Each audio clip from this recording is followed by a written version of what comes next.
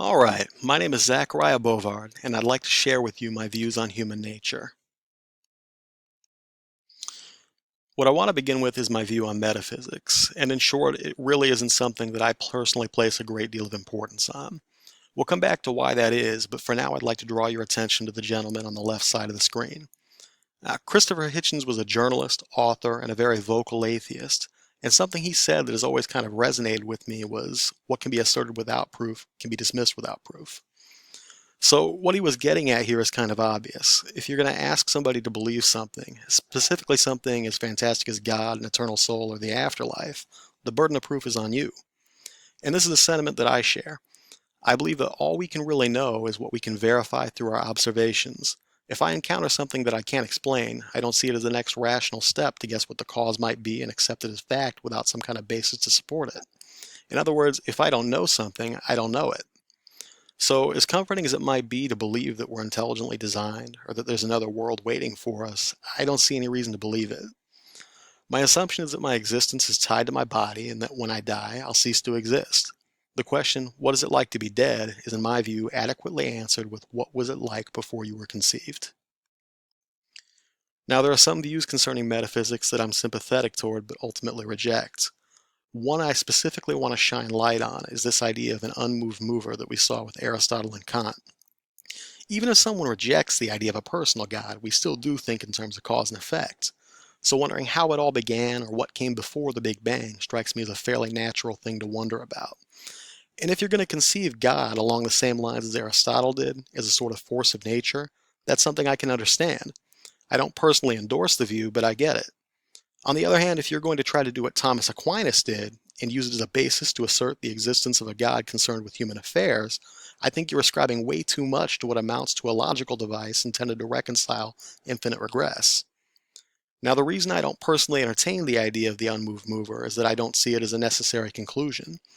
To put that differently, I don't think that the universe is obligated to operate according to our sensibilities. To the contrary, we know from fields like quantum mechanics that it often doesn't. Well, what do I mean by that? As an example, if you've taken physics here at Eastern, one of the topics you'll have covered are double slit experiments. Now, if you haven't taken physics or you aren't familiar with these kind of experiments, I would encourage you to watch a few YouTube videos on them. It's pretty mind-blowing stuff. Now, since this isn't a physics course and we're working with a time limit, I'll spare you the minutiae and cut to the chase.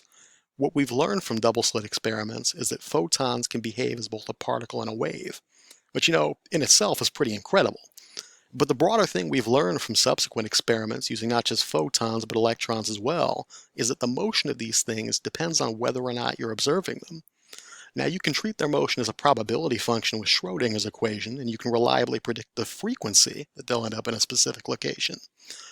But it's impossible to predict where any one photon or electron will be at a given time. Why does this matter? Well, it kind of challenges everything we think we know about causality. If you're thinking under the framework of classical mechanics, the location of any projectile should be predictable at any given time, provided that you know its mass, initial velocity, gravitational acceleration, etc. If you fire a series of baseballs from an air cannon, so long as you maintain the same firing conditions every time, every baseball should hit the exact same place every time. Except now we know, at least in the subatomic world, this isn't the case at all. So to relate this back to the idea of the unmoved mover, if we know that not everything in the universe adheres to our sense of causality, why should we assume that the universe itself did? Now, like I said, metaphysics aren't something that I place a lot of importance on. Talking about metaphysical theories is interesting, but to me, it's interesting in the same way that ghost stories and urban legends are interesting. They're almost certainly wrong, but you want to hear the story anyway. That said, I'm certainly not going to base my perception of the human condition, much less how I live my life, around them. So what do I believe about humanity? Well, I think that all we can know is what we can test, observe, and experience. As far as science is concerned, the jury is in on evolution. It's well understood, it works in a predictable way, there are no serious challenges to it. Now, what genetics and evolutionary biology tell us is that human beings are apes. Granted, we're a peculiar species of ape, but apes nonetheless. So, one way we can think about what it means to be human is to think about how we are distinct from other apes. As it turns out, at least in terms of relative cognitive ability, those differences aren't nearly as drastic as we once thought. For example, researchers now believe that apes are capable of reasoning by analogy. Now, of course, we consistently outperform apes in tests dealing with memory and problem solving, and while neuroscience is still kind of foggy, to the best of our knowledge, it's because humans have a greater density of white matter. Our brains are larger, they have greater connectivity, we have a higher capacity for social cognition, and courtesy of our hyoid bone, linguistic ability. We can communicate complex plans and ideas, and we can collaborate to execute them. These are things that apes can't do. This alone doesn't really tell us much about the human condition, though. Now, if we want to learn more, evolutionary psychology is tempting, and it seems reasonable at face value, but my problem with it is that a lot of the theories in it are inherently difficult to test. It might make sense, for example, that men are hardwired to pick mates with wide hips because it's a sign of fertility, but there really isn't a way to prove that. So I think instead that if we're going to rely on what is testable to inform our view of human nature, that psychology and sociology are where we want to look. And while there's a great deal of overlap between the two disciplines, they're good for different things. Where there is a person, we look to psychology, but when we're dealing with people, it falls under the domain of sociology. Now, while the social and behavioral sciences can make reliable predictions about how we behave and what tends to motivate us, there is an inescapable degree of subjectivity in both. Data interpretation is in the eye of the interpreter. Another limitation that comes to mind is free will. Suppose I can start a marketing firm and I want to find out what leisure activities people prefer. I might glean from that study that 95% of consumers prefer watching television to interpretive dance. Now, they might have preferred television for a variety of reasons, but what matters is that 5% of those consumers didn't. In other words, we can make choices. Now, I agree with a lot of what Jean-Paul Sartre said. Specifically, I endorse his views that our consciousness exists between facticity and transcendence, and that we necessarily have to annihilate what is in order to conceive what could be. Moreover, I think we really are, as he puts it, condemned to be free. You always have a choice. Even when the decision you make is not to decide or to do nothing, you've still made a decision. Where I kind of break with Sartre is on the degree to which our choices are substantially free. Sartre is an absolutist on free will.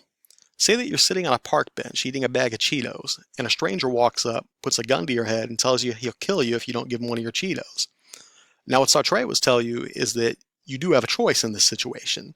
You could refuse the Cheeto mugger at the risk of being shot. And in an absolute sense, I would agree with him. People can and sometimes do sacrifice their physical well-being on principle. So I hesitate to say that Sartre underestimates the influence facticity has on our choices, but I do think he understates it.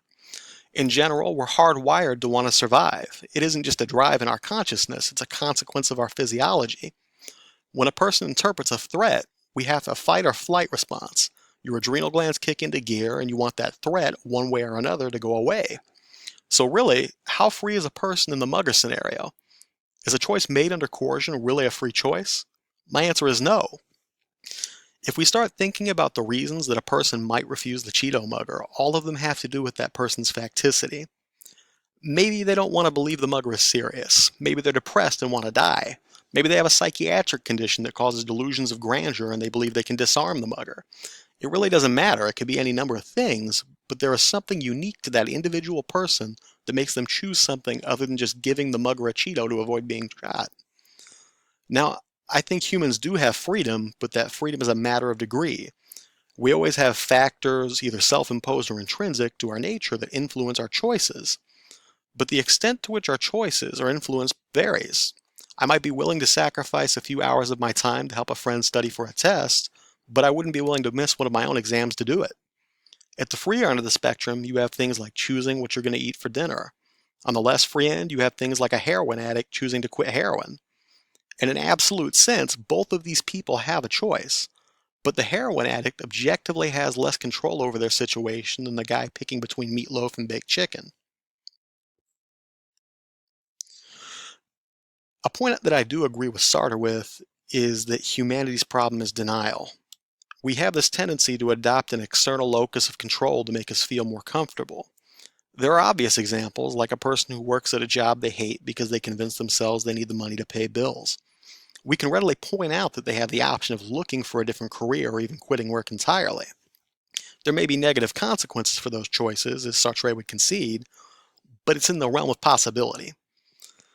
But human misery doesn't come down to any one particular choice that a person deluded themselves about. In a lot of instances, denial is pretty trivial. If my girlfriend cooks dinner for me and I don't particularly care for what she made, convincing myself that I have to eat it so I don't hurt her feelings, it doesn't really bring me deep existential angst.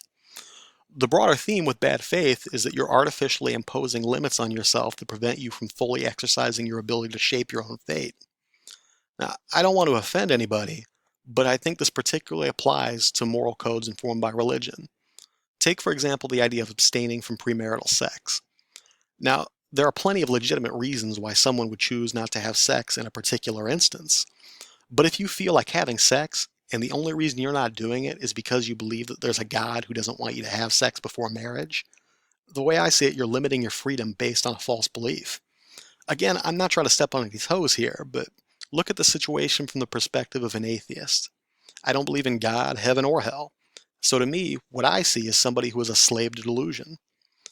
In the end, I think all we really have is facticity, free will, and borrowed time. And the sooner we accept that, the sooner we can feel in control of our lives.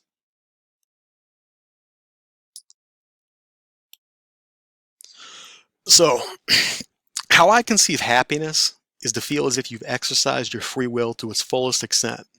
In other words, you're doing what it is that you want to do. Now, that doesn't mean descend into chaos and unchecked hedonism. What it means is if you're going to feel as if you're living life on your own terms, as opposed to just letting it happen to you. There's this song, My Way, by Frank Sinatra. And in that song, he says, I planned each charted course, each careful step along the byway. And more, much more than this, I did it my way. And that line, I think, captures what my idea of happiness really is. You can look at your life and take satisfaction in knowing that your only master is you. Now, if you want to do that, it's going to be necessary to make an effort to live authentically. Suppose that life is like a car ride. Well, authenticity is kind of like your GPS. It lets you know where you are at, how you got there, and where you can go from there. So if you've got a destination that you want to go to, it's going to behoove you to look at the GPS instead of just driving aimlessly and hoping you wind up where you want to. When you have bad faith, it's sort of like your GPS is broken. You don't see roads where they actually exist, the scaling might be off, whatever. So assuming that you want to get where you've decided to go, the first thing you need to do is fix that GPS. Be honest with yourself about your facticity, the choices that you have, and sorry, pardon me. The problem is a working GPS alone doesn't mean that you're going to make it where you want to go. Your car might break down, you might get in an accident, a road might unexpectedly be closed, you may run out of gas. All kinds of things that happen can interfere with your plan. And life is the same way. You can set a goal for yourself and make excellent, fully informed decisions on your quest to achieve that goal, and still come up short. There are no guarantees in life, and the best you can do is put forth your best effort. That said, it's my opinion that there are a few things you can do to help maintain control over your life. The first is to work at developing self-discipline. What I've found is that like any other skill, it takes practice to develop willpower. A good example is exercise. It may not be something you find pleasurable, but when you force yourself to do it consistently, it becomes easier to commit to over time. Not just that, but when you exercise discipline in one area of life, your ability to follow through tends to carry over into other areas. When I started exercising consistently and reaching my fitness goals, I started to find that it was also easier to commit to studying and eating better.